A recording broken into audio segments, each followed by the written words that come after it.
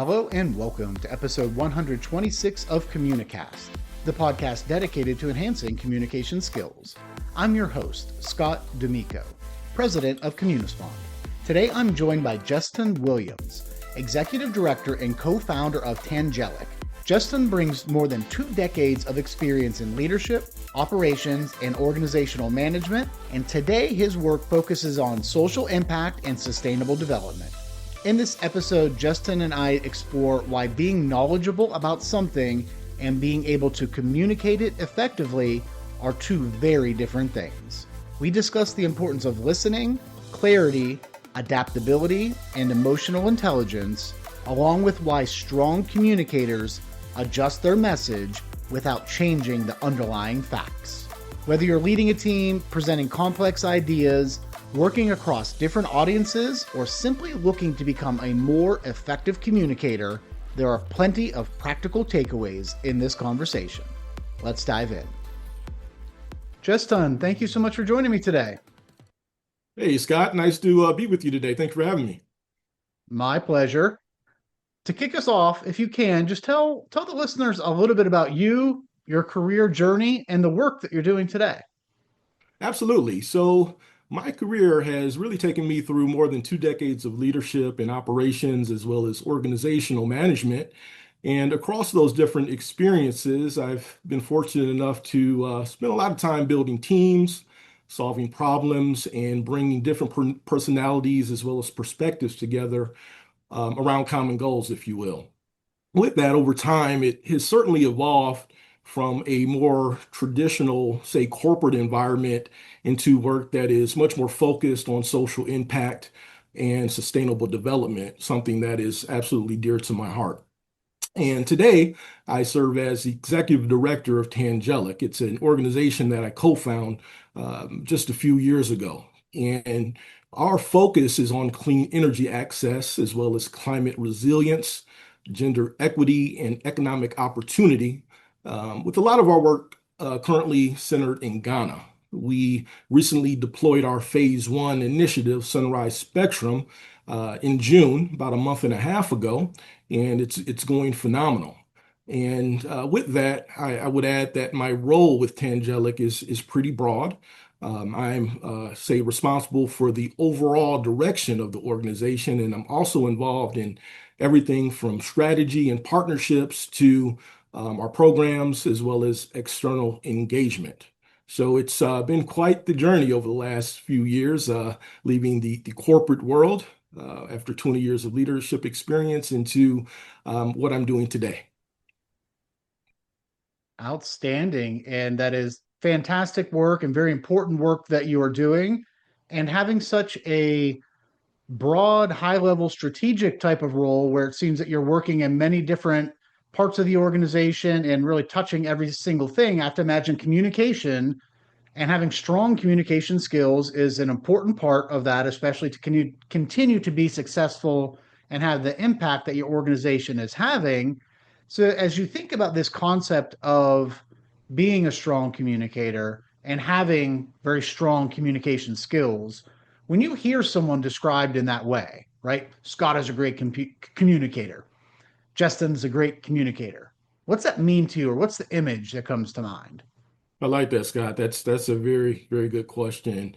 I would first start off by saying that I think sometimes people confuse being articulate with being a effective communicator. And I think someone can be an incredible speaker.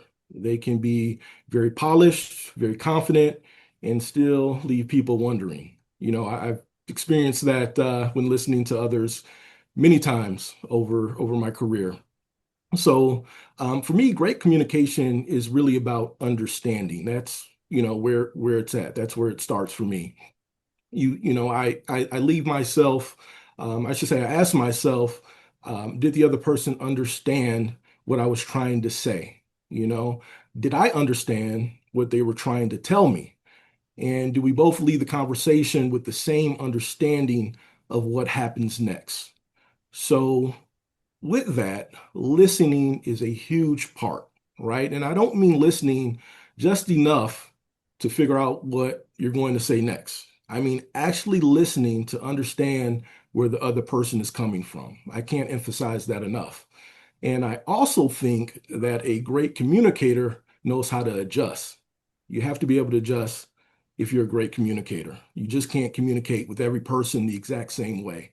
This is something I learned early on in my career, not only in my career, but my personal life as well.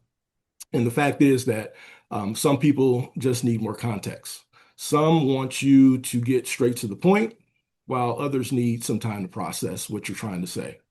And sometimes you even have to recognize what isn't being said I should say matters just as much as what is being said. So that is a key. And then I would say honesty too. There's definitely a role that honesty plays in communication, without doubt. Good communication isn't always about comfortable communication. And I think most leaders would agree with that statement. Sometimes you definitely have to have difficult feedback. Sometimes you have to disagree. And sometimes you have to tell someone something that they don't want to hear. That's all about communication too. That plays a huge part. So I would say the challenge is being able to be direct without being disrespectful in that manner, and empathetic, I should say, without becoming so vague that the message gets lost in translation. So those are some of the things that I would say judge a very good communicator on. There's so much good stuff in there to unpack. So I appreciate you sharing that. One of the things I really love that you said was this idea of it doesn't matter how articulate you are. If you leave people wondering at the end of your communication, that communication has failed. Yes, So you need to start with your goal, whether it is a phone call, an email, a meeting that you're having, a keynote presentation, a client pitch. What do I want the audience to think, feel, believe, do differently after this interaction? I think if you start there, that helps you craft your message. And as you mentioned, you need to ultimately listen to either questions that are coming in from the audience, what they're not saying, if you're getting uncomfortable pauses, if you're seeing the shifting, you're seeing people tune out, and being able to really tweak your message and flip in real time based on what you're seeing. And then the other thing that's really important, there's this idea of honest communication and then sometimes having those uncomfortable conversations. right, Leaders a lot of times shy away from that because they are fearful of they think it's going to be perceived as being mean. There's a difference between being direct and being mean, and it comes back to delivery. How did you deliver the message? The intent. Were you trying to be helpful or hurtful when you did it? And the context that you're providing it in. Justin, we had talked about this. Your goals are doing was to do X, Y, and Z. Here's what I'm seeing, and here's why I think you're not going to get those goals because of what you're doing and what you're not doing. If you deliver it in a way versus just saying, hey, your work is terrible, that's mean, right? There's no context behind it. It wasn't designed to be helpful, and it really wasn't understanding where they're coming from. So you need to do all those different types of things if you're going to be able to give direct feedback, and you need to do it in a timely manner, right? You can't say, well, Justin, something you did 6 months ago, that's not helpful. well said, well said. And I would like to add, it goes hand in hand with what you said. You definitely have to know your audience. And one thing that's very important for me is the type of impression I leave upon people after communicating with them, whether that be a team meeting, whether that be a speech or a presentation that I'm giving to an audience. I always want to leave the audience with something that they can remember, the next day or a week later. So knowing your audience is definitely plays a huge part in that. Spot on. As you think about the work that you're doing and the organization that you're working with, focused on initiatives that are going on across the world, focusing on public benefit and social justice. What are some of the skill sets that you think are really critical to be successful in that line of work or in your organization? What are you looking for, or maybe what are some gaps that you're seeing for people coming in that are either applying or maybe some newer types of employees? Like, what are those mission critical skills? That's an excellent question, Scott. Thank you for that. And I have to pull from something that I mentioned just a minute ago, which is listening. And that may sound, very obvious, but I really think that it's one of the communication skills that people struggle with the most because a lot of people, what I've learned over the years, that a lot of people want to be heard, which, there's nothing wrong with that. But another key aspect to communication is being a good listener. Obviously people are very quick to respond, but like I said, listening, understanding what someone is saying, why they're saying it, and what may be underneath it takes discipline. So listening takes discipline. That's really one thing I want to get across to the audience today. Um, the second skill I say is clarity. We deal with some pretty complicated subjects in my work. I'm talking about energy systems, climate finance, carbon markets, community development, and policy. And being knowledgeable about something is one skill, but being able to explain it so that someone else understands it is a completely different skill set. I think the third one would be adaptability. And this kind of goes back to what I said previously as well.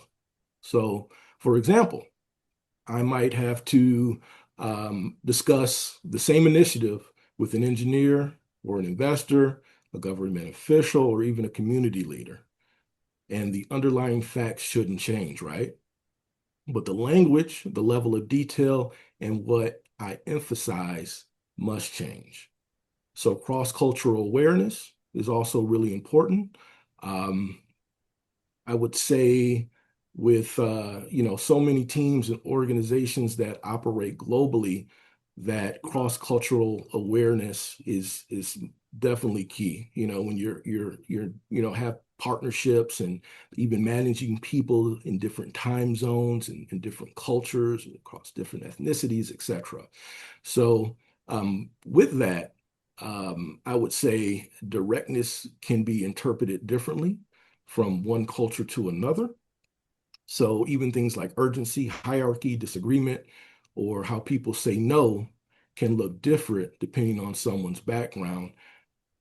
And then I would add maybe, let's say, emotional intelligence as well. Being an effective communicator, you have to understand not only what you're saying, but how it's landing. And finally, Scott, I would say there's follow through. One thing that I've learned over the years that you never want to leave an important meeting assuming that everyone heard the same thing that you said. Five people can sit in that exact same conversation and walk away with five completely different interpretations. So I like clarity around the most basic things. So if I'm hearing you correctly, as you're looking for people at your organization or people that are working in complex mission driven industries like this, and I think this really cuts across probably any type of role today, this idea of clarity and understanding, making sure that we're all on the same page. You need to be adaptable and understanding my message. The core message is going to be the same, but maybe perhaps the way I deliver it, the words I'm going to use might be a little bit different depending on my audience. And then ultimately, I need to make sure that I'm listening and trying and seeking to understand.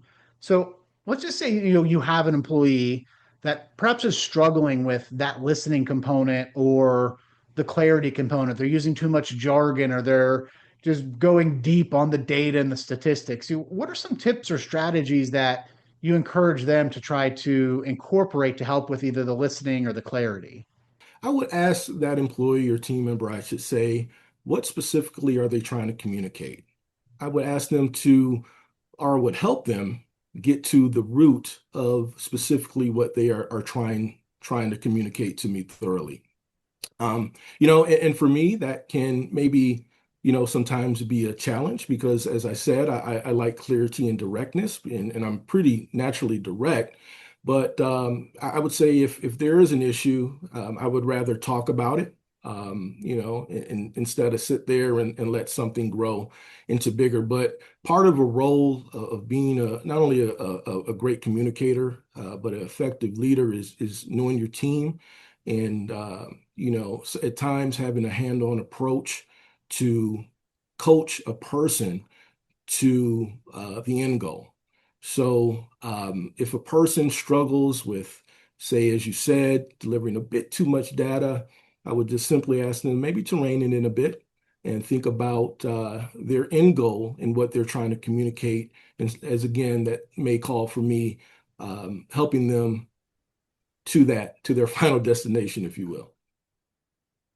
Yeah, I think it's this idea of begin with the end in mind. What am I trying to accomplish with this? And I think especially when you go into areas that are very data heavy, it's trying to figure out is how can I use this data to tell a story? Sometimes facts and figures can get lost on people, especially if they're not experts in it, or it can be overwhelming and they don't necessarily make the connection. So if you can find a way to take the data and bring it or tie it to some sort of story, oftentimes that really helps it land better with people. And the listening component, I would say for me, it's challenging. It with a million things going on, a million priorities to really lock in. And it's funny, somebody mentioned it on a recent podcast. If you're talking with somebody, you notice that they're listening with their mouth open.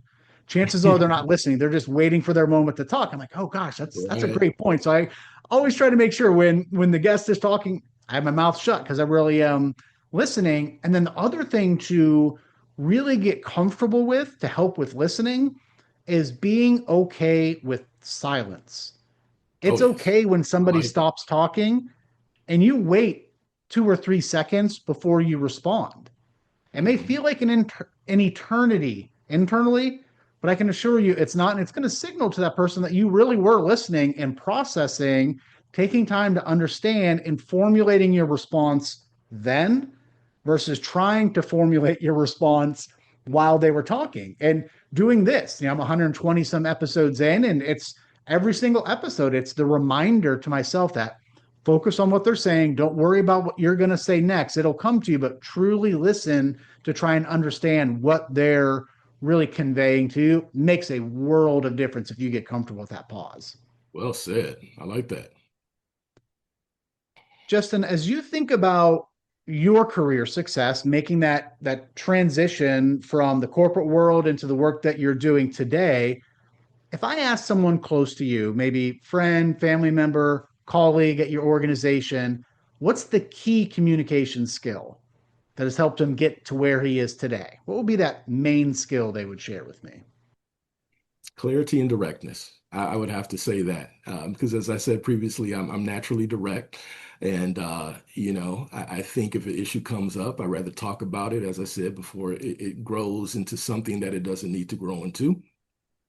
And I want to be clear. I try to be clear all the time in regards to what I'm requesting or asking of a person through my communication. I don't want to leave anything unanswered or leave a person thinking, what did he say? What was he trying to communicate to me?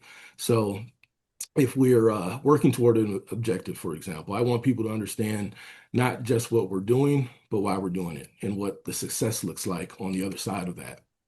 Now, one thing, Scott, that I had to learn over the years is that being direct and being effective aren't automatically the same thing. I want to say that again, being direct and being effective are not automatically the same thing. I certainly had to learn that over the years. You can be completely clear about what you're saying, but if the way you deliver it causes the other person to shut down, you probably haven't communicated very effectively. So I can say I've definitely learned to pay much more attention to how a message is received.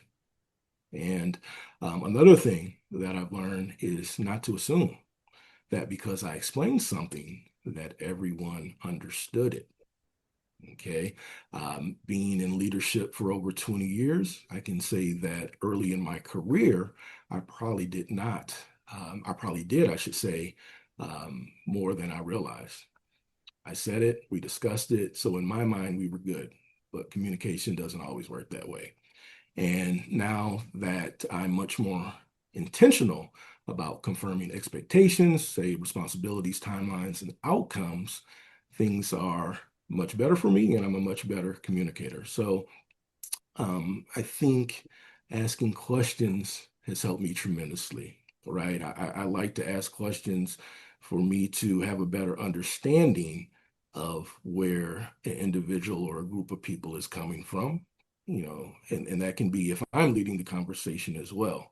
You know, sometimes there's ideas that when you become a leader, you're supposed to walk into every room and know the answer. And, good leaders know that simply isn't true 100% of the time. Sometimes one of the strongest things you can say is, help me understand what you're seeing with this.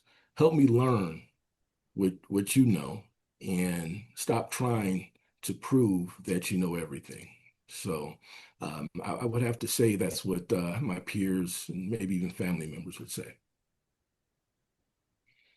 I'm glad that you brought up questioning because for me, there's a direct tie-in to the clarity component around that. Because with clarity, we've been talking about we want to make sure that when we put our message out there, that we're being clear and direct with it and that it's landing right. But the flip side of that is, as a communicator, when you're on the receiving end of information, you don't want to assume that you understood the intent of the message. And that's where checking for clarity or checking for understanding in a communication comes into play. So, Justin, if I understand correctly what you're saying is, or I believe what you're saying is X, Y, and Z, did I get that right? Taking that 5 seconds 3 seconds to ask that question can save a world of mess and a world Yes. of time and errors avoided because you said something one with one intention. I interpreted it completely different.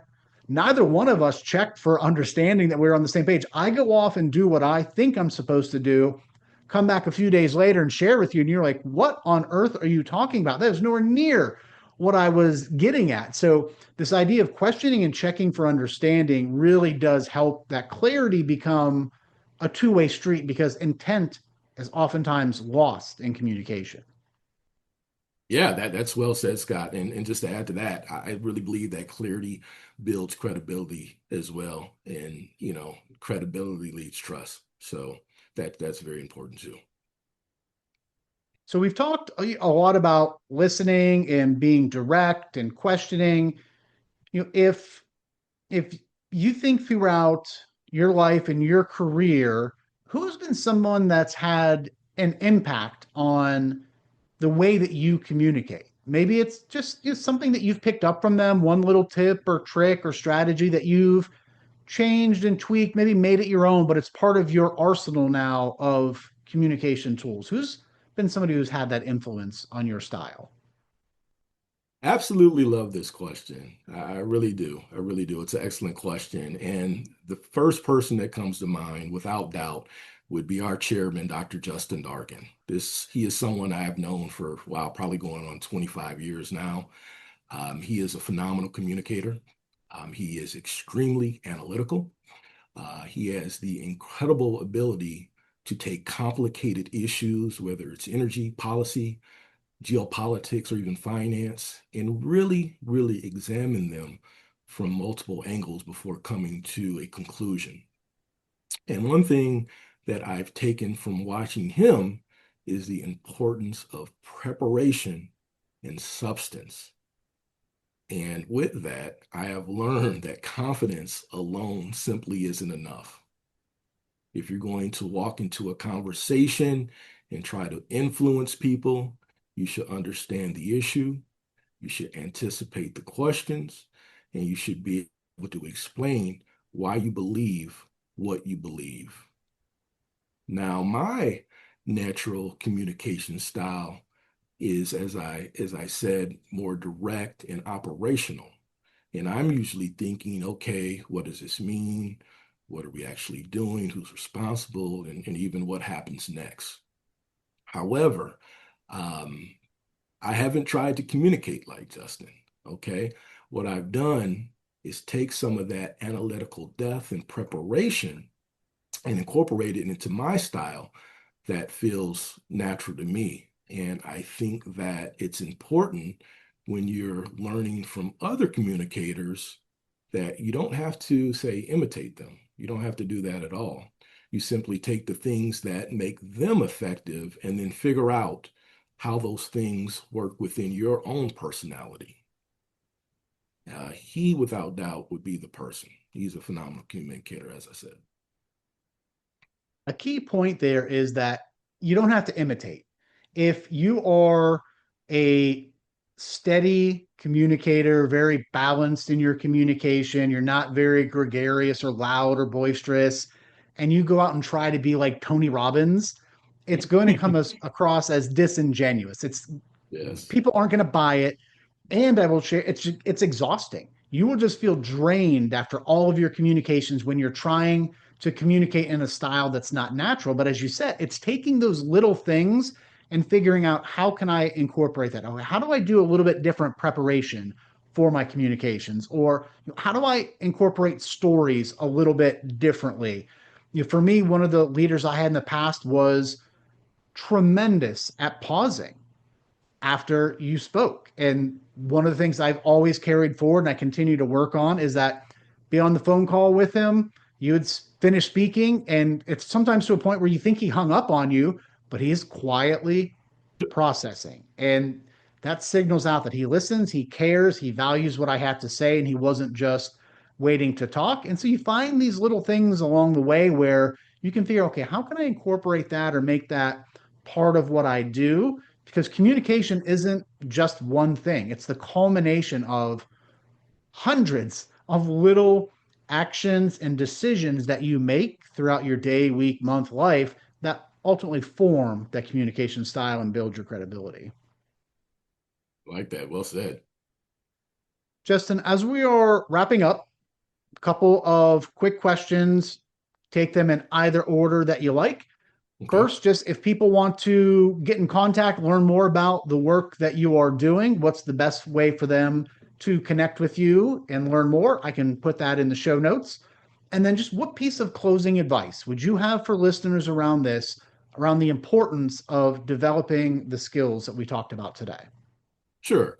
So to answer your first question, our website, tangeliclife.org. That's TANGELICLIFE.org. You can go there and learn all about our organization, see our entire team, learn about the work we are doing in West Africa, and some of our other initiatives and programs as well. You can also find us on all of the social media platforms. We have a Instagram account, Facebook, even a new TikTok account, um, X, and it seems I'm probably forgetting one or two as well. We also have a podcast, Tangelic Talks. This is where our co-hosts, TJ and Victoria, they sit down every week with a person in the climate or energy or climate finance sector. They have great conversations. We recently started season 5, and those can be found on YouTube as well as all of the major podcast streaming platforms as well. So, your second question in regards to sharing with the audience, I would say the first thing is that don't think of communication as just a soft skill, right? It's part of your professional skill set. You can be incredibly talented technically. You can know your subject better than most anyone in the room, right? But if you can't explain your thinking, if you can't listen to other people, or even build relationships, handle disagreement, eventually all that will limit you 100% of the time. So I would start off by learning to ask better questions. You always don't have to be the person talking, and that kind of goes back to what you mentioned not too long ago, Scott. So sometimes the most valuable person in the room is the person who asks the questions that makes everybody stop and think. Secondly, learn how to simplify things, right? If you really understand something, you should be able to explain it without hiding behind jargon. And if people consistently misunderstand what you're saying, you have to be willing to ask yourself whether the problem might be the way you're communicating it. I'd also like to encourage people to actively ask for feedback. This is something that I've learned to do over the last several years. You know, after a presentation or important meeting, I would just go to someone that I trust. I would ask them, was I clear? Was there anything I could have explained better? And how did I come across to the audience? You know, I think that That type of feedback that you receive from others, honest feedback that you receive from others, holds a very incredible value. It's incredibly valuable that you can take with you going forward to become a better communicator. And another big one I would say, Scott, is learning to communicate problems early. You have to communicate problems early because obviously in leadership, problems will come up and you have to be on top of it. You have to communicate them very early. If you make a mistake, say it. If you see something going wrong, raise it. If you don't understand something, raise your hand, ask. Trying to hide a problem will only cause you to become worried and create additional problems down the pipeline. And then finally, don't wait until somebody gives you a leadership title to start practicing these things. You can start right now in every email, every meeting, every presentation, every disagreement, every difficult conversation. Those are all opportunities to become a better communicator. So that's what I would like to leave with the audience. Act as if, get ahead of issues and communicate as early as possible, seek out feedback, simplify, and treat communication skills as part of your professional skill set. Fantastic advice. Jesston, thank you so much for joining me. Thoroughly enjoyed the conversation, and I hope you have a great rest of your day. Thank you for having me, Scott. Truly enjoyed it. You as well.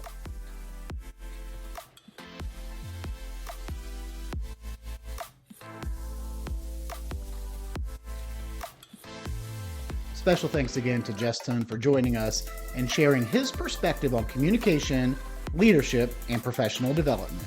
As we close, one idea from our conversation really stands out. Expertise alone isn't enough. You can know your subject better than anyone else in the room, but if you can't explain your thinking clearly, listen to others, adapt to different audiences, or navigate disagreement, that expertise can only take you so far. Be sure to subscribe to Communicast so you don't miss future episodes with leaders, coaches, and experts redefining what great communication looks like. And if you've enjoyed this episode, please leave a rating or review. It helps others discover the show and supports our growing community. Thanks for listening. Have a great day.